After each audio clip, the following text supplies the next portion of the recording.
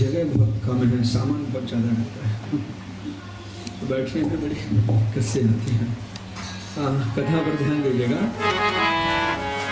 बाबानंद को इतना आनंद आया, ब्राह्मणों के पास गए, चरणों में जाके बाबानंद ने प्रणाम किया है। और ब्राह्मण कहते हैं, बाबानंद जब तक लाला का नाल छिदन संस्कार नहीं हुआ है तब तक आप पूजा पाठ कर सकते हैं।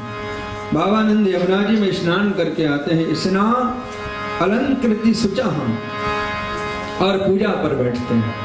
ब्राह्मण मंत्र पढ़ते हैं और बाबानंद पूजा की सामग्री चढ़ाते हैं। ब्राह्मण मंत्र पढ़ के बोलते हैं, बाबा चढ़ाओ भगवान पर जल, और बाबा ने चढ़ा दिया दूध। ब्राह्मण कहते, बाबा हम जल चढ़ाने के लिए करें, आप दूध चढ़ा रहे हैं। बाबा ने हाथ जोड़ के कहा, पंडित जी महाराज गलती है कि। ब्राह्मण मंत्र पढ़ के बोला, बाबा चढ़ाओ भगवान पे अक्षत चावल, और बाबा ने चढ़ा दी चीनी। अब तो ब्राह्मण बिगड़ गया, अरे बाबा हम तो उसे कछु बोले और तू कछु चढ़ाई, बोला ये बता तेरा मन कहाँ चलोगे। तब बाबानंद ने हाथ जोड़ के कहा, पंडित जी महाराज बुरा मत मानना, बुढ़ापे में लाला हुआ है, तो हमारा मन तो लाला का दर्शन करने चला गया, और जब तक लाला का दर्शन नहीं होगा पूजा पाठ में हमारा मन नहीं लगेगा। तब तो ब्रजवासी ब्राह्मण बोले, बाबा ऐसी बात है तो आप जाके चुप्पी जाके लाला का दर्शन करके आओ और हम ही पूजा करते हैं।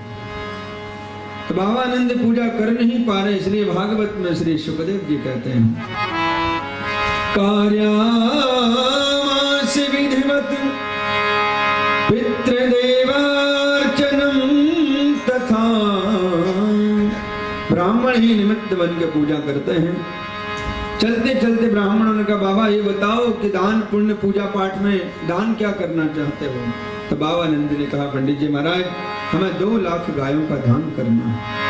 धेनु नाम निहुते प्रादा विप्रेभ्या समलंकृते तिलाद्रि सप्तरत्नौघ सात्विकं भरपराव्रतम्।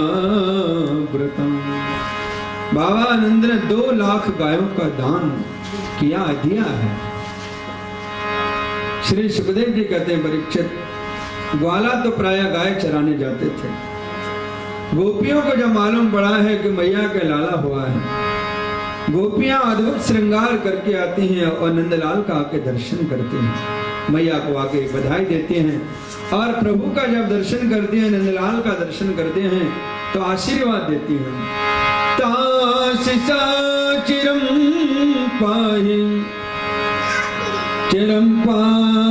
तिबालके, आशीर्वाद देती हैं। देखो हम किसी के बालक को आशीर्वाद देते हैं, हजारों वर्ष की तुम्हारी आयु हो, फलो फूलो, परंतु ब्रज गोपियां ऐसा नहीं कहती। गोपियां कहती चिरम पाही माधव, हजारों वर्ष तक तुम हमारी रक्षा करो। बाबानंद अंदर हैं, ब्रजवासी आते, देख बाबा तो उसे कितने लोग मिलने के ताई आए हैं, मांगने वाले आते हैं। बाबानंद बाहर निकल के आते हैं, सबसे परिचय पूछते हैं, भैया आप कौन हैं। सब अपना अपना परिचय देते हैं, और बाबानंद से जो जितना मांगता है बाबानंद दूना दूना प्रदान करते हैं। सुखदेव जी कहते हैं, नंदो महामनास्तेभ्यो वासोलंकारि गोधनम सोतमागध बंदेभ्यो इन्ने विद्योपजीवना। जो जितना मांगता है बाबानंद दूना प्रदान करते हैं, क्योंकि बाबानंद महामना है। महामना किसे कहते हैं? महामना अति उदार चित्ता, जिसका चित्त अति उदार हो, जिसका मन अति उदार हो, उसे महामना कहते हैं। कंजूस व्यक्ति को महामना नहीं कहते। बाबानंद से जो जितना मांगता है बाबा आज दूना दूना प्रदान करते हैं। स्नान करने से शरीर की शुद्धि होती है, ध्यान करने से मन की शुद्धि होती है, भजन करने से, और दान करने से धन की शुद्धि होती है। तो नंदो महामनस्तेभ्यो, बाबानंद ने इतना दान दिया, इतना लुटाया कि घर में कुछ भी नहीं रखा है। नंदी कछु इतनो जो दियो घन श्याम कुबेर कहूँ कीमत मोरी, देखत मोहे लुटाए दियो, न बचो बचिया छछिया न पिछो। एक वस्त्र भी बाबा नंद ने नहीं रखा है, सब कुछ बाबा नंद ने लुटा दिया है। बोलो बाल कृष्ण लाल की। रोहिणी मैया के यहाँ श्री बलराम जी महाराज आए हुए हैं। रोहिणी माँ भी इस उत्सव में आके आनंदित हुए हैं। और सुखदेव जी कहते हैं परीक्षित, ब्रज में ऐसा लगता है रमा क्रीडन भून नृपहा, मानो महालक्ष्मी नृत्य कर रहे हैं। प्रेम से बोलो राधे राधे।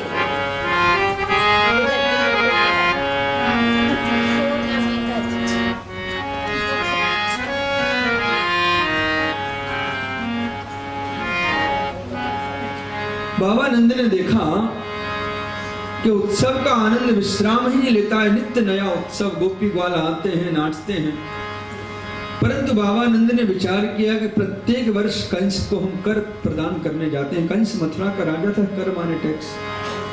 और कंस को यदि समय से कर नहीं भेजा गया तो कुछ अनिष्ट कर सकता है। तो बाबा नंद ने अपने भोले भाले ब्रजवासियों से कहा कि भैया ब्रजवासियों, हम मथुरा में कंस को कर देने जा रहे हैं और आप मेरे गोकुल की रक्षा करना। तो गोपाल गोकुल रक्षाया निरूपे मथुरा गतः, नंदा कंसस्य वार्षिक्यं परम दातुं कुरुद्वः। बाबा नंद मथुरा जाते हैं, कंस को कर प्रदान करते हैं, प्रणाम करते हैं। कंस ने कहा बाबा बड़ी बलमश है, क्या बात है? बाबा नंद ने हाथ जोड़ के कहा महाराज बुढ़ापे में लाला हुआ, उत्सव का इतना आनंद आया कि समय का ध्यान नहीं रहा। कंस बड़ा खुश हुआ, बाबा आपके यहाँ बुढ़ापे में लाला हुआ, हमारा आशीर्वाद है कि आपके लाला के जितने शत्रु हैं सब समाप्त हो जाए। बाबा नंद ने कहा महाराज जैसी आपकी इच्छा। कर प्रदान करके लौट रहे थे कि वसुदेव जी की दृष्टि बाबा नंद पर पड़ी। और वसुदेव जी ने मथुरा में बाबा नंद को देखा तो विचार किया कि मेरे दोनों लाला बाबा नंद के यहाँ गोकुल में है और बाबा नंद मथुरा में घूम रहे हैं। जब उस आकाशवाणी कन्या ने कंस से कहा कि तेरा मारने वाला काल जन्म ले लिया, कंस ने आपात मीटिंग बुलाई और निर्णय लिया कि 10 दिन के अंदर ब्रज में जितने बालकों ने जन्म लिया है सबको समाप्त कर दो। इधर उधर बाल हत्यारे लगा दिए। तो वसुदेव जी को चिंता हुई। वसुदेव जी बाबा नंद को आवाज